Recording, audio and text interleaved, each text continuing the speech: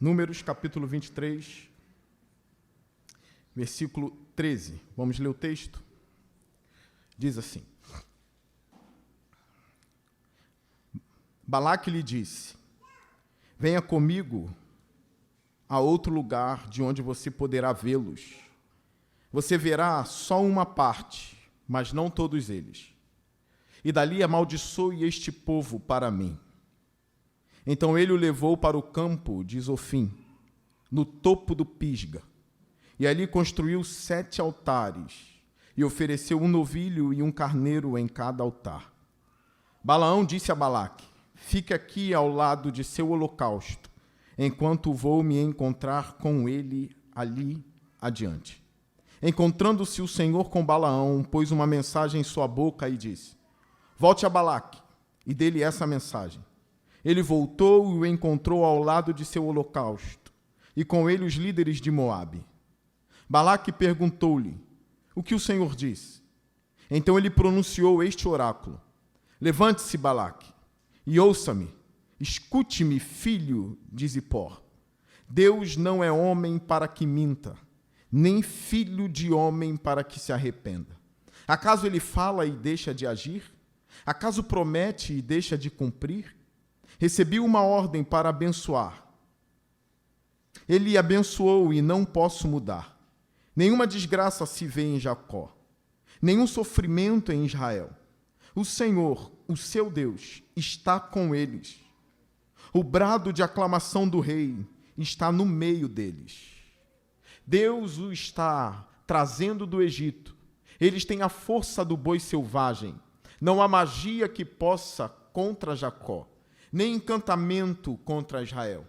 Agora se dirá de Jacó e de Israel: vejam o que Deus tem feito.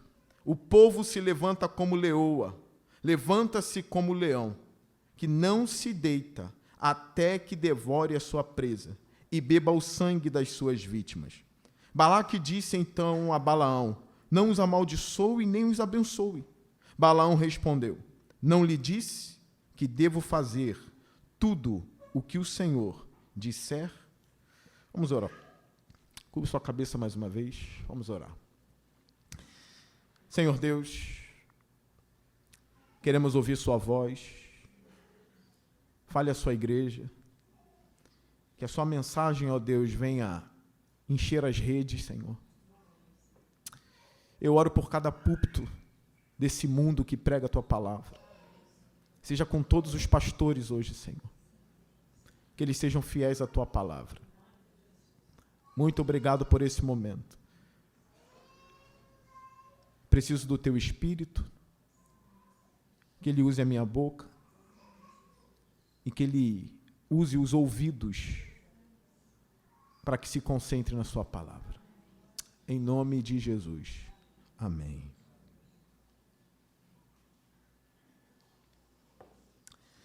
Irmãos, esse é o segundo oráculo de Balaão. Oráculo significa, como eu disse no domingo passado, a voz de alguma divindade, a fala de alguma divindade, ou profecia sobre o futuro, mas é quando algo divino entra no natural e fala. Isso na antiguidade era conhecido como oráculo. Isso valia para todos os deuses da época.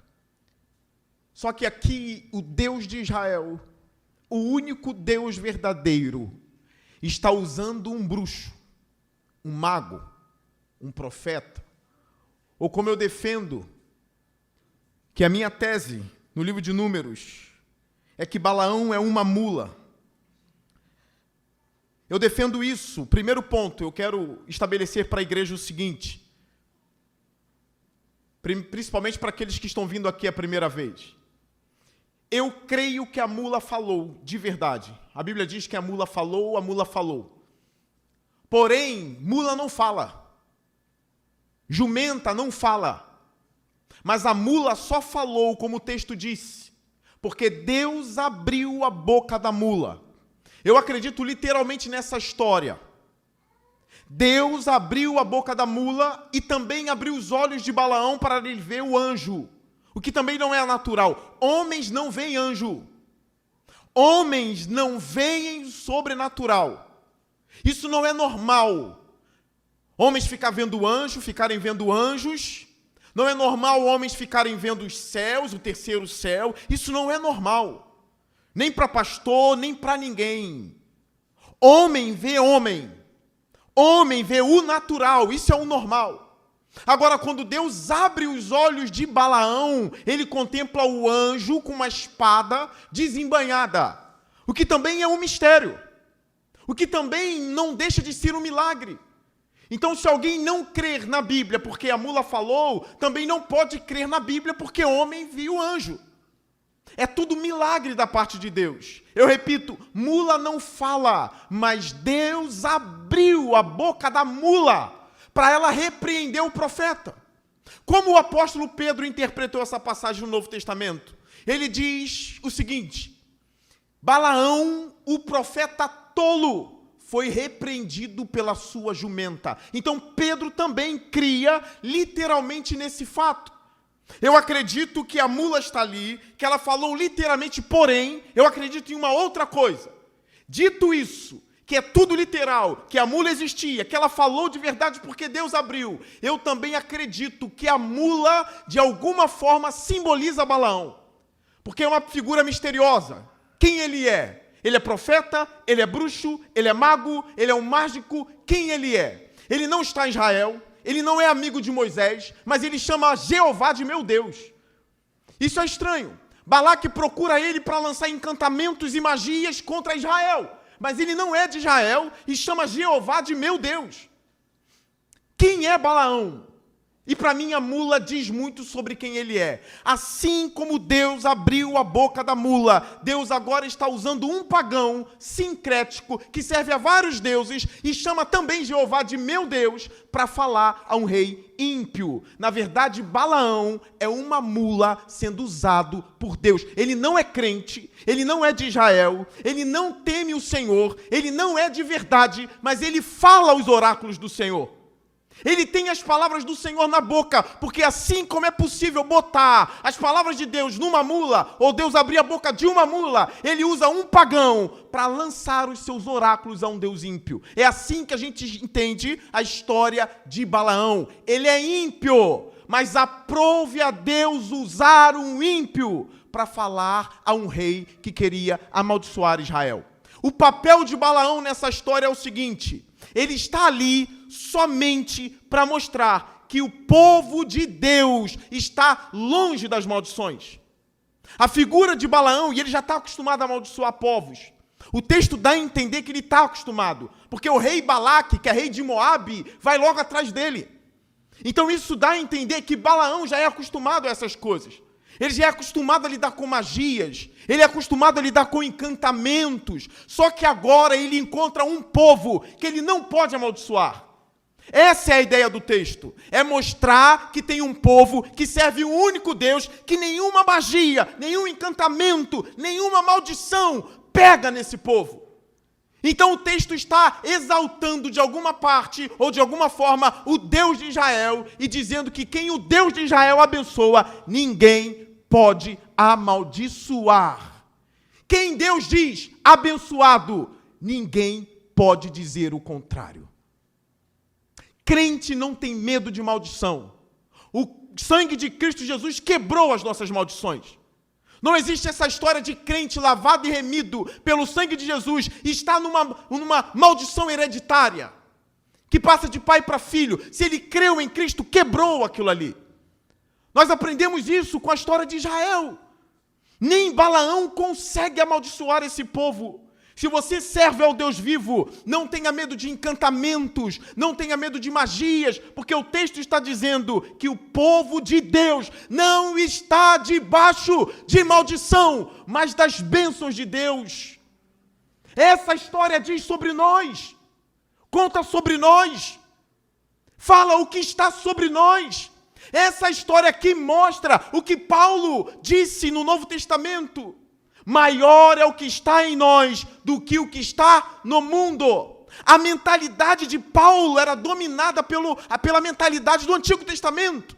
A Bíblia de Paulo era o Antigo Testamento. Ele sabia que o povo de Deus não é amaldiçoado. Ele sabia que quem está com Israel é maior que quem está em Canaã. Ele sabia de tudo isso. Então ele profere essas palavras: maior é o que está em nós do que o que está no mundo. A gente não anda na rua com medo de olho grande, de magia, nada disso. A gente não pisa com o pé direito para entrar em lugar nenhum, nada disso. Nós já temos o sangue de Jesus sobre nós. Pisamos onde queremos, saímos de onde queremos, mas as bênçãos de Deus estão sobre o seu povo. Algumas coisas importantes aqui também que eu já preguei à igreja.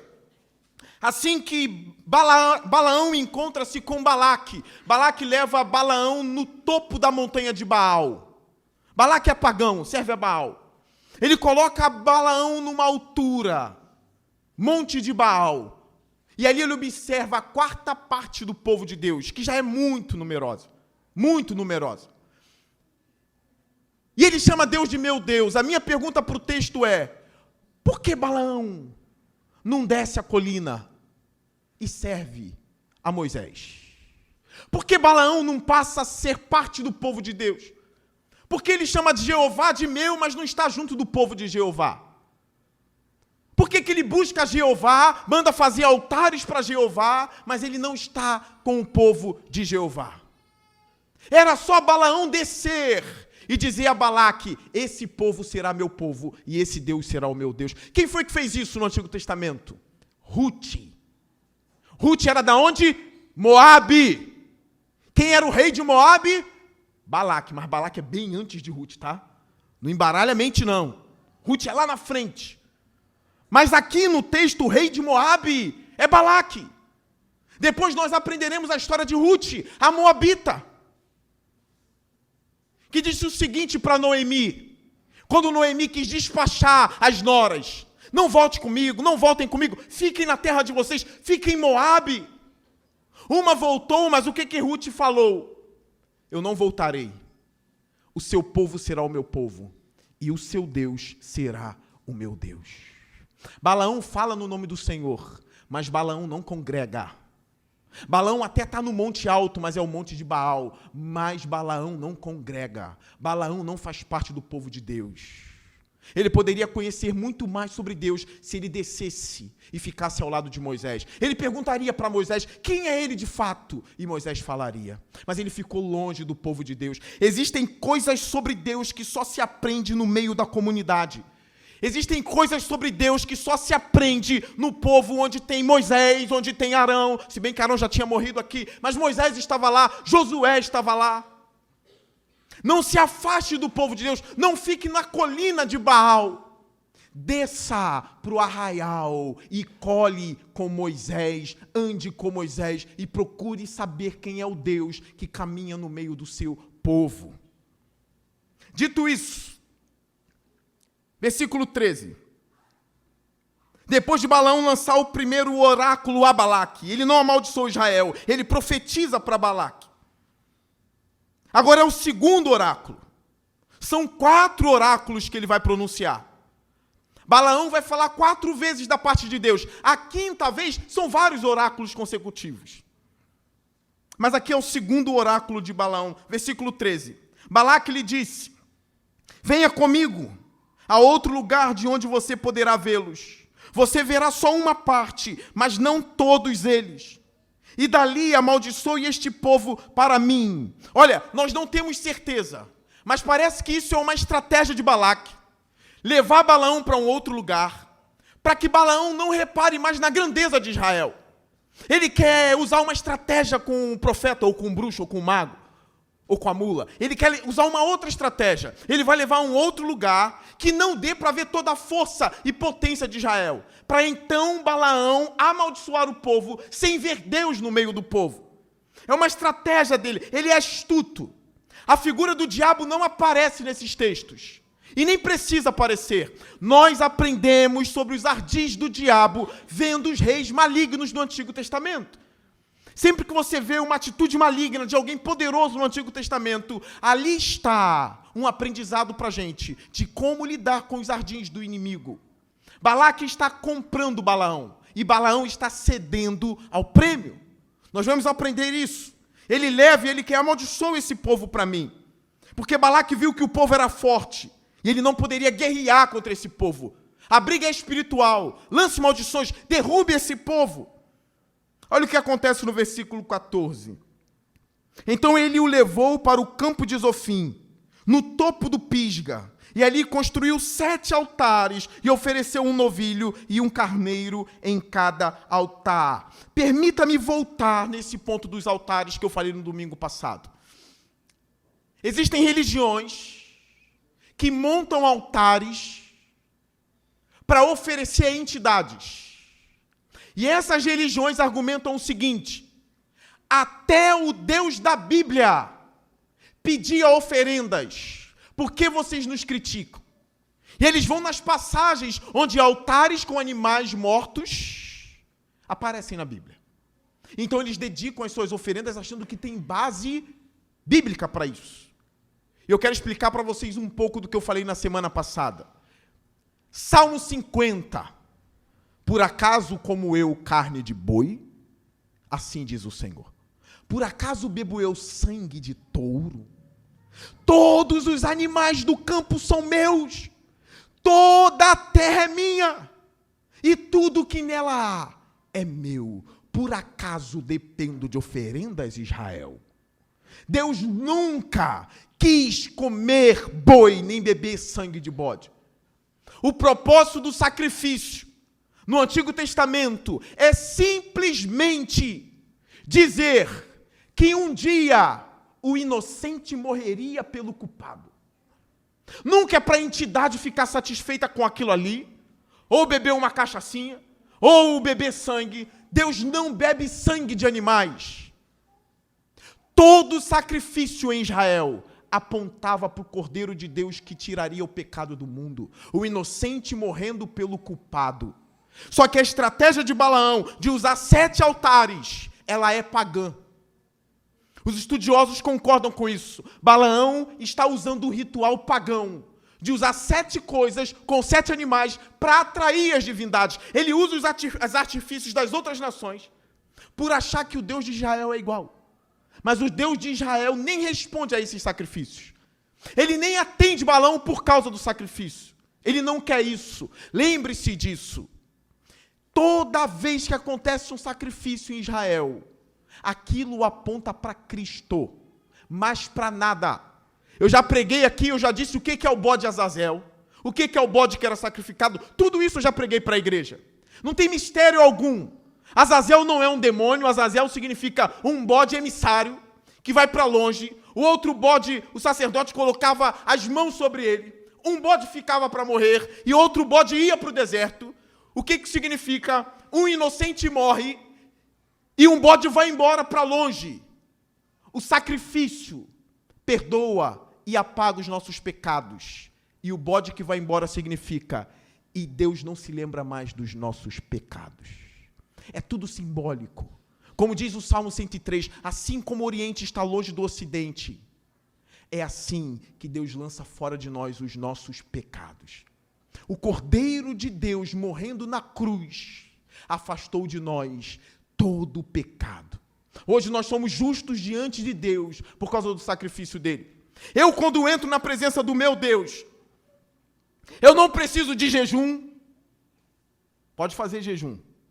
Mas se você achar que Deus te atende por causa do jejum, e somente por causa de jejum, eu não quero chocar você, não. Mas se a sua mentalidade é essa, você é pagão. Se você acha que Deus te atende por causa do jejum que você faz, você está achando que o Deus da Bíblia é como os deuses das outras nações. Nada disso. Jejum é abnegação. É passar tempo com Deus ouvindo a voz de Deus. É trocar o estômago pelo coração. Jejum é isso. Jejum não é para fazer Deus ficar mais satisfeito ou não com você. Nunca sobre isso. Jejum não é um tipo de sacrifício pagão. Quando eu entro na presença de Deus, eu entro apenas com o nome de Jesus Cristo. Eu posso entrar no Santo dos Santos a hora que eu quiser, porque o véu do templo se rasgou. Eu sou um filho de Deus e eu falo com o meu Pai a hora que eu quiser. Eu não sou Balaão, eu não sou Balaque, eu não tenho 7 altares, eu tenho um coração para Deus. Diz a Bíblia, um coração contrito e quebrantado, o Senhor não desprezarás. Antigo Testamento, depois de Davi cometer um grande pecado, ele disse, sacrifícios e ofertas o Senhor não me pediu. Mas um coração quebrado, contrito, o Senhor não despreza. Deus é bom. A Bíblia fala, se o meu povo, que se chama pelo meu nome, se humilhar e orar e se arrepender dos seus maus caminhos, então eu ouvirei do céu, perdoarei os seus pecados e restaurarei a sua terra. Na epístola de Tiago, aproximem-se de mim e eu me aproximarei de vocês, pecadores, limpem as suas mãos. Venham até mim. Abandonem os seus pecados, se arrependam e venham até mim. A Bíblia diz que Deus tem prazer em perdoar. A festa nos céus quando um pecador se arrepende. Não é difícil encontrar o nosso Deus. Eu sei que alguns pregadores estão estabelecendo dificuldades, como se Deus estivesse muito longe, não pudesse ouvir, não pudesse atender. Mas Paulo pregando em Atenas, ele disse, olha, nós não estamos longe dele, ele não está longe de nós, porque nele vivemos, nos movemos, existimos e somos. Ele não está longe de cada um de nós. Em Romanos capítulo 10, ele diz o seguinte, todo aquele que invocar o nome do Senhor será salvo. Invoca onde você estiver, ele ouve, ele está perto. Não precisa de nenhuma dessas macumbas aqui de Balaão. Nada. Deus não é atraído por isso. Algumas coisas atraem a Deus nas Escrituras. Eu posso listar 2 aqui, pelo menos hoje. Primeiro, um coração quebrantado, como eu disse. Segundo, ele procura adoradores que o adoram em espírito e em verdade. Quando a mulher samaritana perguntou, olha, os samaritanos acreditam que o lugar que se deve buscar a Deus é no monte. Mas os judeus dizem que o lugar que se deve buscar a Deus é no templo. Reparem no que essa mulher está dizendo. Parece que Deus está muito apegado à matéria na teologia dela. A teologia da mulher samaritana e também de muitos judeus parece uma teologia muito materialista. Como se Deus fosse apegado à matéria. Mas aí Jesus disse para ela, mulher, haverá um tempo e já chegou, que os adoradores do Pai não adorarão nem no monte e nem no templo. E estes são os adoradores que Deus procura. Aqueles que o adoram em espírito e em verdade. Em espírito e em verdade. Em espírito e em verdade. Se eu fosse pentecostal, eu diria, onde estão os adoradores que o adoram em espírito e em verdade? Como eu sou batista, eu falei 3 vezes e paro aqui. Se eu falar mais de 3 vezes, o fogo cai. Estou brincando, irmãos. Em espírito e em verdade. Um neófito lendo essa passagem aqui. É por isso que é necessário ter mestres na igreja. Pastores na igreja. O profeta Jeremias diz, olha, haverá um tempo em que Deus levantará pastores que apacentarão o seu rebanho com sabedoria e inteligência. Imagine um neófito lendo essa história aqui, porque Deus vai aparecer. Os 7 altares estão ali e Deus vai aparecer. Mas ele não vai aparecer pelos 7 altares. Um neófito lendo isso aqui, ele poderia muito bem, em sua casa, preparar minis altares para a presença de Deus. Balaão é sincrético, como eu disse a vocês. Ele é um pouco de mágico, ele é um pouco de bruxo, ele é um pouco de profeta, ele é um pouco de mula, ele é um pouco de cada coisa. Ele é muito sincrético, é uma junção de religião em um homem só. E eu não me assustaria se entrasse numa igreja que se diz Igreja do Senhor e tivesse 7 altares para Deus. Porque tem igreja, isso é real, que a gente entra para pregar e a gente encontra 3 cadeiras vazias. E a gente pergunta, por que tem 3 cadeiras vazias no altar? É uma para o Pai, é uma para o Filho e é uma para o Espírito Santo. O que é isso, meus irmãos? É uma maneira de tentar, através das coisas materiais, expressar a divindade. Não tem como. Essa cruz atrás de mim é apenas um símbolo, mais nada. Não tem nada místico nela. Apenas um símbolo. Mas esses lugares acreditam que, de fato, na hora do culto, o Pai, o Filho e o Espírito estão assentados naquela cadeira. O que seria isso? Se não um tipo de paganismo. Parece 7 altares. Cuidado com o que você ouve nas rádios. Cuidado com o que você ouve na internet. Cuidado com os lugares onde vocês vão. Esteja com a sua família no lugar onde a palavra do Senhor está constantemente aberta no púlpito. Voltamos do púlpito para o centro. A coragem de abrir o texto bíblico, até mesmo no Antigo Testamento, e pregar a palavra de Deus. Eu tenho medo, irmãos, porque ainda falando de sincretismo, eu tenho pesquisado, visto quase sempre alguns movimentos estranhos e profetas estranhos. E eu vejo várias vezes. E eu vi um, que eu já vi várias vezes, e fiquei discernindo, rapaz, esse cara acerta tudo e é difícil. A profecia do cara funciona. Como é que pode ele saber disso? E ele começa a passear na igreja, ele vai entregando a profecia, é uma coisa ali que acontece, eu falo, isso aí não parece treta não, tem algo espiritual aí por trás. E aí eu estou vendo o profeta, e ele pegou na mão de um homem, e ele segurou na mão daquele homem, e eu estou vendo, e ele começa a bater na mão do homem, e daqui a pouco começa a fazer assim, ele está dando um passe na igreja. Isso é um passe. Onde tem isso na Bíblia? É um sincretismo. Ele é pastor e macumbeiro ao mesmo tempo. Assim, ó. E começa a falar línguas que ninguém está entendendo. E começa a fazer gestos no peito da pessoa, apontar e passe de novo. E está assim, ó, de gente. Não vou falar nada sobre isso, se é demônio, se não é demônio. Deus o sabe. Eu sei que Balaão está aqui com Deus, mas ele é pagão. Os 7 altares estão colocados aqui, mas Deus não tem parte com os altares. O propósito de Deus com a história de Balaão e Balaque é demonstrar, só tem um povo aqui, que maldição nenhuma cai sobre ele. E é justamente o povo que eu sou o Deus dele. É isso que a gente aprende. Os 7 altares são colocados, carneiros são colocados, eles serão queimados para ver se a divindade de Israel aparece ali. Versículo 15. Balaão disse a Balaque, fica aqui ao lado do seu holocausto. Eu já expliquei para a igreja, o holocausto é a oferta queimada, eles serão queimados. Fica aqui, ao lado do seu holocausto, enquanto vou me encontrar com ele adiante. Quem é ele? O Deus de Israel. Versículo 16. Encontrando-se o Senhor com Balaão, pôs uma mensagem em sua boca e disse. É por isso que eu digo para vocês, o texto precisa ser comido, entendido. É muito igual a história da mula, irmãos.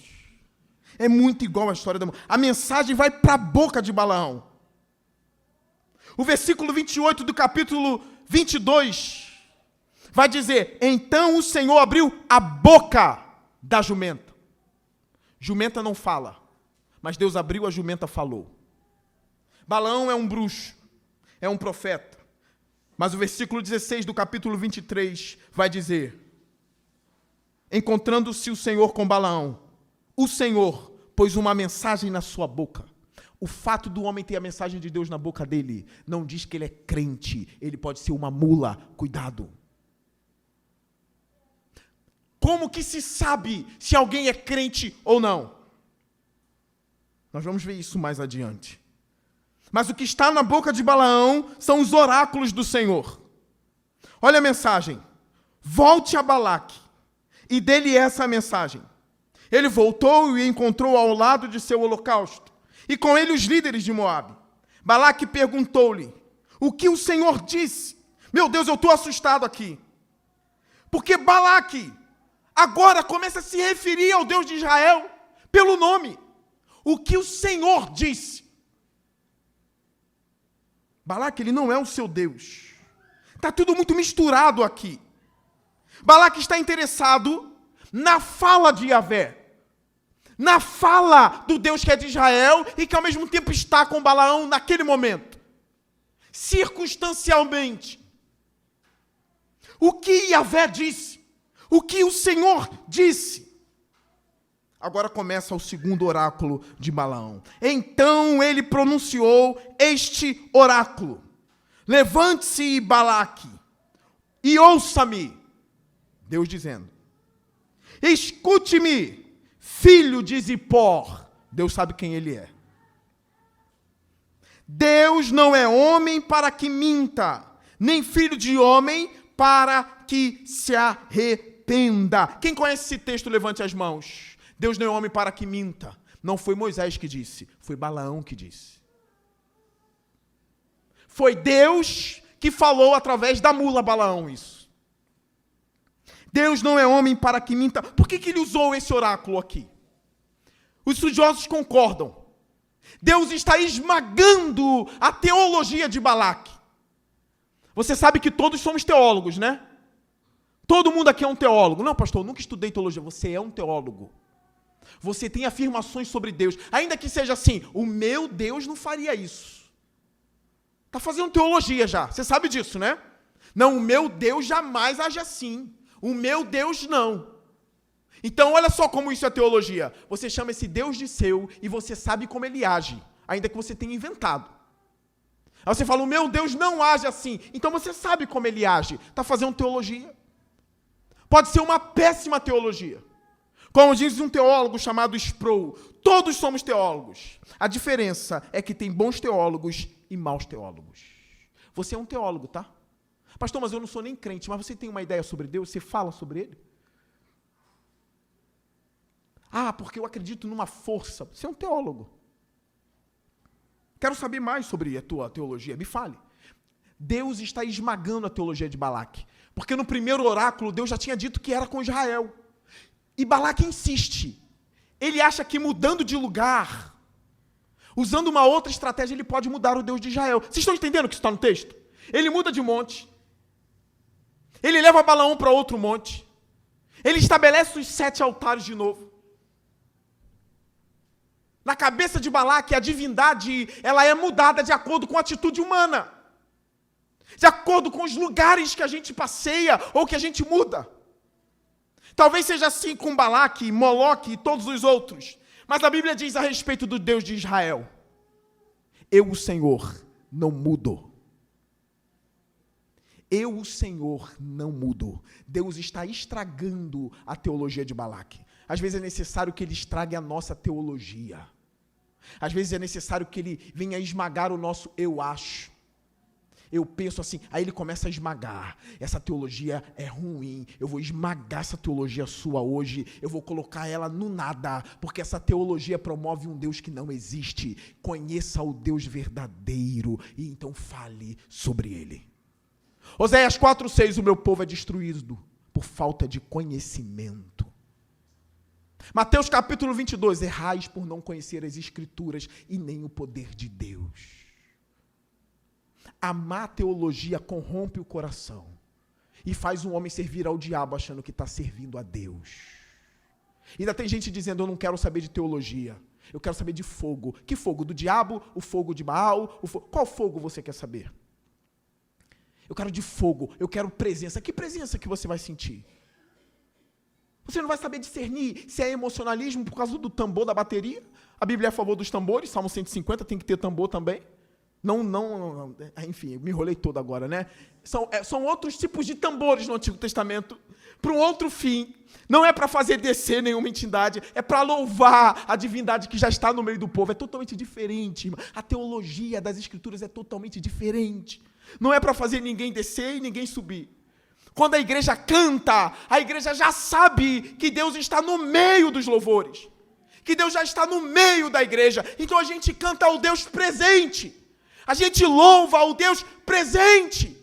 Não tem um batuque específico para ele descer. Olha, com esse batuque ele não desce, com esse ele desce. Ele já está com a igreja. E estarei com vocês pelos séculos dos séculos. Amém.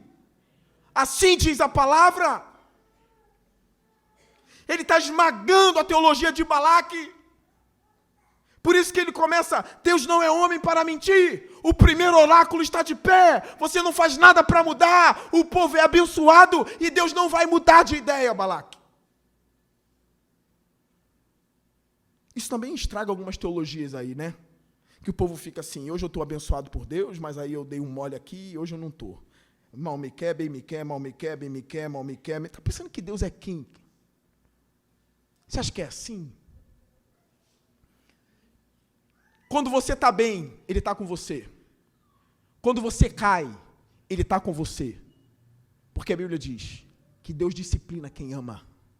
O pai não abandona o filho quando o filho tropeça. O pai disciplina o filho, mas ele nunca vai embora. Ele está ali. Para com essa teologia de ficar bem me quer, mal me quer, bem me quer, mal me quer. Hoje Deus está comigo, agora Deus não está, hoje Deus está. Estabeleça um princípio, ou na verdade estabeleça algo para a sua vida. A partir desse culto de domingo na PIB do Parque, sairei determinado a conhecer mais o Deus da Bíblia. Saia daqui assim. Vou parar com os meus achos, vou parar com as frases que são ditas, o meu Deus não age assim, e vá buscar saber como o Deus da Bíblia age. Ele diz, Deus não é homem para que minta, nem filho de homem para que se arrependa. Sabe qual é essa boa notícia? Ele não vai se arrepender de ter escolhido Israel. Ele ama Israel.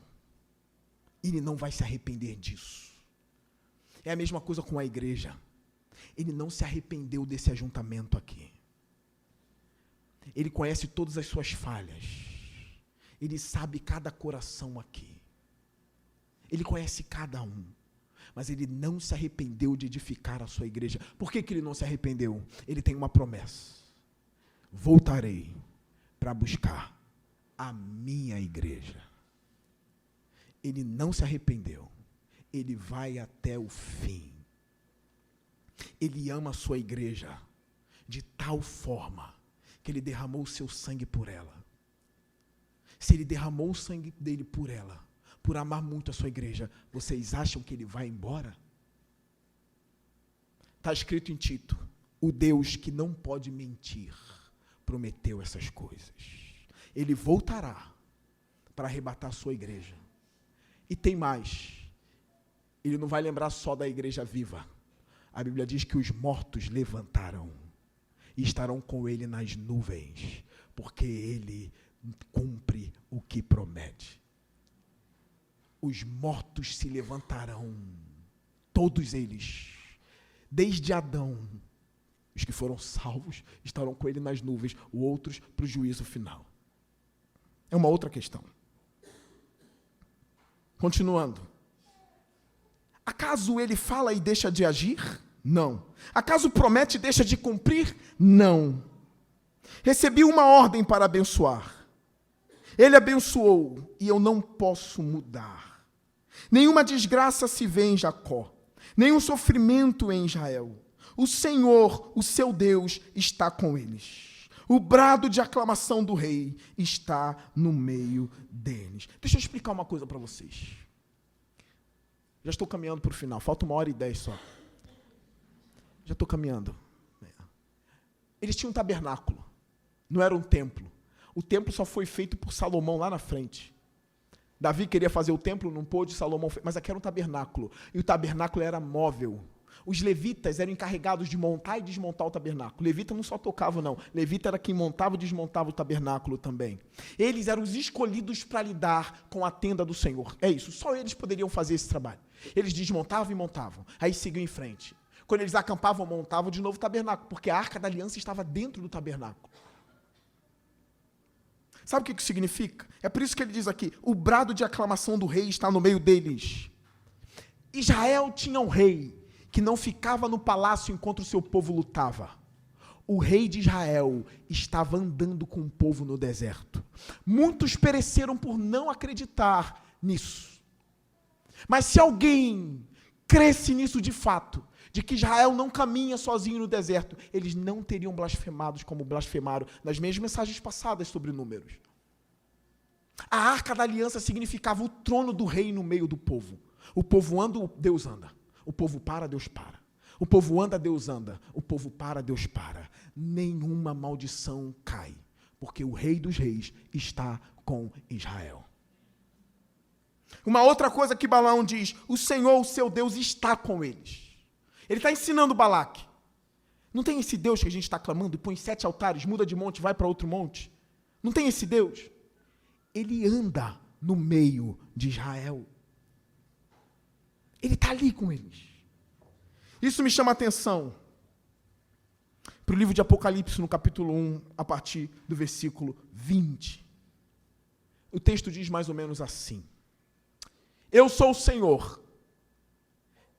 Não bota não, porque eu não vou falar igual ali não, aí vai me quebrar. Tira, vou falar do meu jeito aqui. Eu sou o Senhor, que tenho as 7 estrelas nas minhas mãos direitas.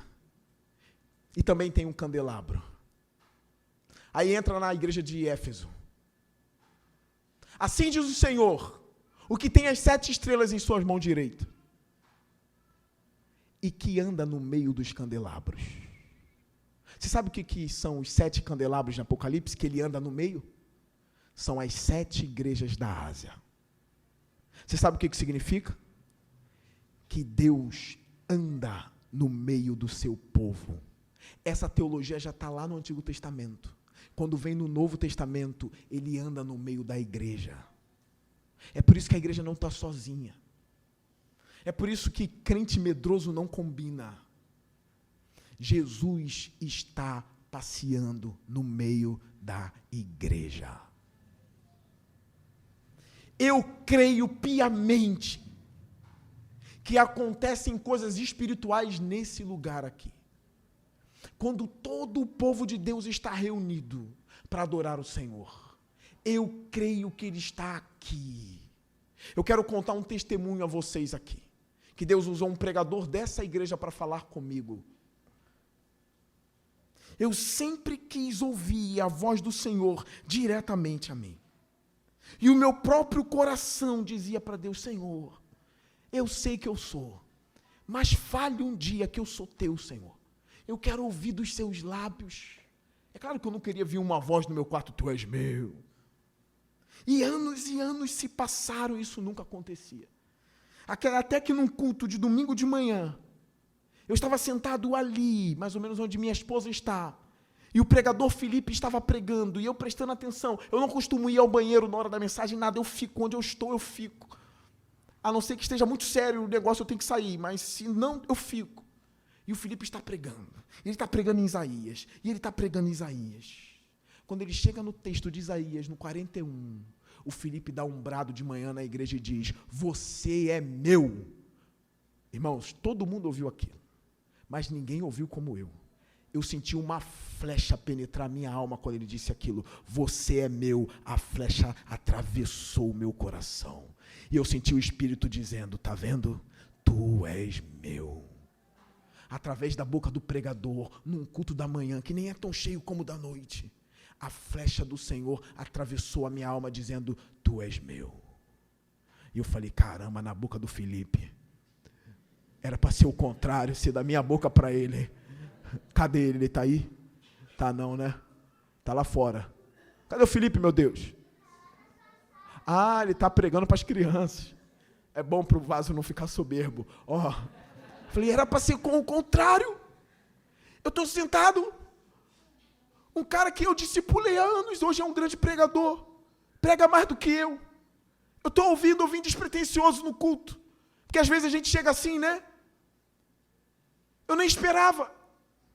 Os louvores não me arrepiaram, nada aconteceu, eu fiquei ali quietinho. E ele pregando e eu prestando atenção, normal.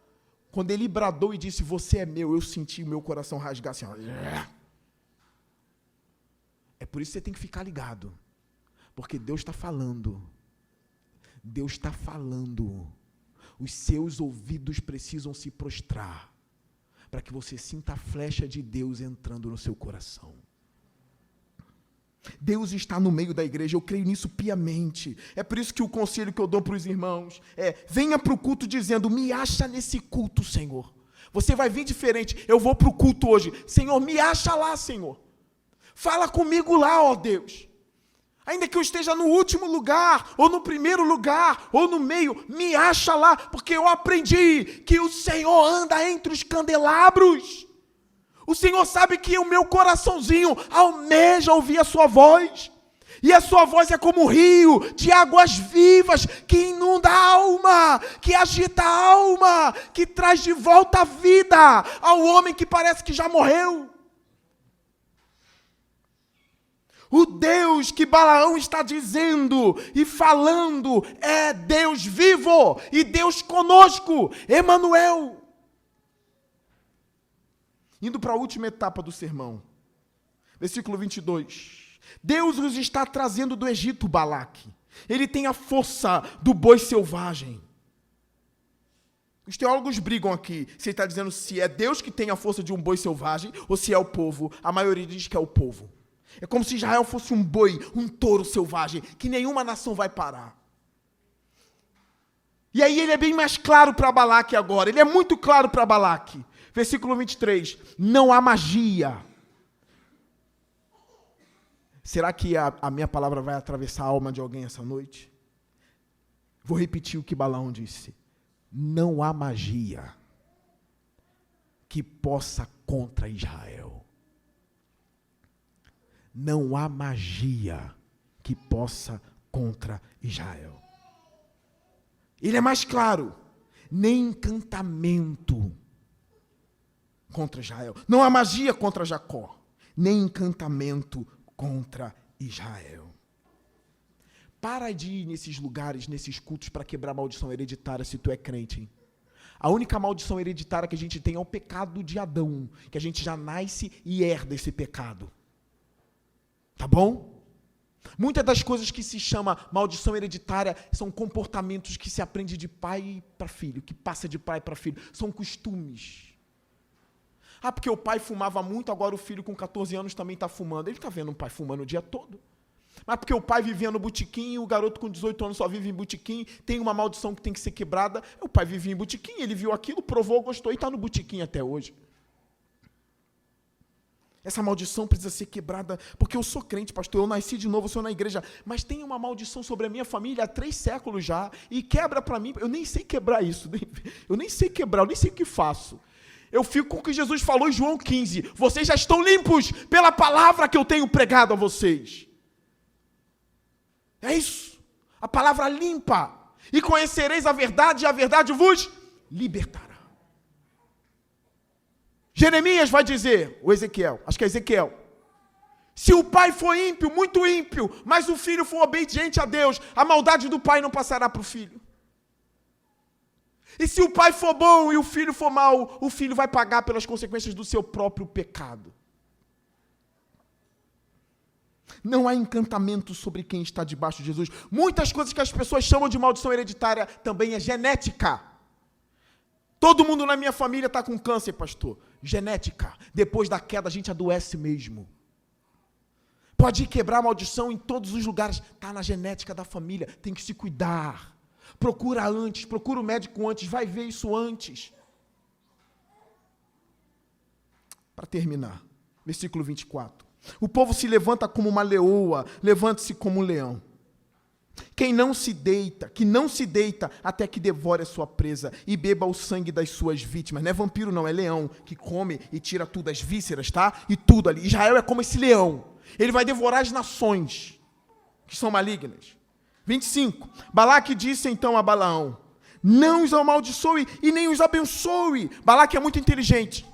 Então não amaldiçoe não, mas também não abençoe, Balaão. Você só está abençoando o povo. Não faz nenhuma coisa e nem outra. A resposta de Balaão, como eu disse no domingo passado, parece a de um crente. Olha a resposta dele. Balaão respondeu. E aqui é o último versículo da noite. Não lhe disse que devo fazer tudo o que o Senhor disser? Ele parece que é crente, Mas Balaão é ímpio. Ele vai trair a Deus daqui a pouco. Se você continuar vindo domingo, você vai chegar na parte em que ele trai a Deus. E ele ajuda a lançar pedras de tropeço para Israel cair. Não maldições, mas pedras de tropeço. Usa as mulheres pagãs, vai botando no meio, aí o povo começa a cair com as mulheres, e aí a mão de Deus pesa sobre o povo. Eu queria estabelecer algumas coisas aqui com os irmãos para terminar o sermão. Balaão tem pose de crente, fala igual crente, tem poder, mas não é crente verdadeiro. A vida dele mostra que ele é ímpio. Leia o capítulo 22.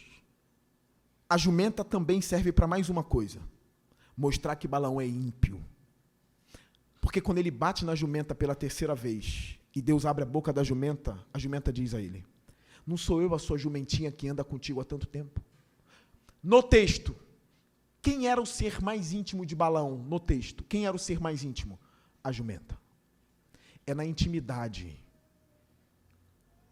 que se vê se a pessoa serve a Deus ou não. É em casa. É na igreja. É na proximidade. No livro de Números, quem é o ser mais próximo que Balaão tinha? A jumenta. E na terceira vez ele diz assim para a jumenta: se eu tivesse uma espada, eu já teria te matado. Aí Deus abre os olhos de Balaão, ele vê um anjo com uma espada na mão e diz: Balaão, eu só não te matei por causa dessa jumenta, porque ela parou, Balaão. É você que tem que morrer, não a jumenta. Provérbios 12:10. O homem justo não maltrata o seu animal. Está lá. Fica claro que a jumenta também serve para mostrar que na intimidade Balaão é ímpio, ele é maligno. Para pronunciar os oráculos ele é bom, mas é em casa, me perdoe, tá? Com a jumentinha, que eu não sei quem é, e você vê quem é a tua jumenta, com a jumentinha, no bom sentido da palavra, é só o mais íntimo que vai saber se tu é crente ou se tu é Balaão. A jumenta serve para mostrar: esse cara que fala o nome do Senhor quis me matar, logo eu, a jumentinha que sempre ajudei ele. O testemunho da jumenta: esse homem é ímpio, ele é ímpio, ele é mau. Balaão serviu para mostrar que Israel não pode ser amaldiçoado. E a mula serviu para mostrar que Balaão era ímpio. Diz o texto de Mateus 7:21. Nem todo que me diz Senhor, Senhor, entrará no reino de Deus. E Balaão disse: Senhor. Ele chamava Yahvé, e ele chamava de meu Senhor. E Balaque também chamou de Senhor. Nem todo que me diz Senhor, Senhor, herdará o reino dos céus. Jesus diz: pelo fruto os conhecereis. Aquele que ouve a minha palavra e as pratica, esse é verdadeiro. Você quer ser verdadeiro? Conheça a palavra de Jesus e pratique a palavra de Jesus. Não sejam só observadores da palavra, mas ajam com a palavra. Eu encerro com uma estratégia da minha esposa lá em casa. Quando algo não agrada a ela, ela fala: Leonardo, isso não é de Deus, tá? Aí me quebra, eu falo: não faz isso não. Não usa o nome de Deus em vão não, para ter que quebrar alguma coisa, para não ficar toda hora me travando. Está correndo todas minhas mãos. Estou brincando. Isso não é de Deus. Ou então quando fala assim: tu acha que Deus está se agradando disso aí? Se tu é de Deus, tu vai ter que pensar. Agora se tu falar: dane-se tu e teu Deus. Tu não é crente não, cara, tu é mau. Que vocês saiam daqui dispostos a serem mais crentes em casa. Ame sua esposa. Mulher, ame seu marido. Ela é tua jumentinha e você é o jumentinho dela. Filhos, obedeça os seus pais, adolescentes que estão aqui. Obedeça a seus pais, porque é bíblico isso. Seja crente em casa. Para a jumenta falar: não, ele nunca tentou me matar, não, ele é crente de verdade. Aqui eu encerro a mensagem. Eu espero que você tenha sido edificado por isso. A história de Balaão nos ensina muita coisa. Ensina que nós não somos amaldiçoados. Nós somos. Se você entrou aqui achando que é amaldiçoado e tu é crente, tu não é. Se tu é ímpio, tu é. Mas se tu é crente, tu não é. Mas a boa notícia é que se tu é ímpio, Cristo tira a sua maldição hoje, através do sangue dele. Curve sua cabeça, vamos orar ao Senhor. Senhor Deus, queremos ser mais crentes. Como diz o autor de Hebreus no capítulo 10, apeguem-se firmemente à palavra que vocês professam. Que a gente não venha só professar, mas que a gente venha pegar firmemente na promessa que a gente professa. Que a gente seja crente com a boca e também com o coração.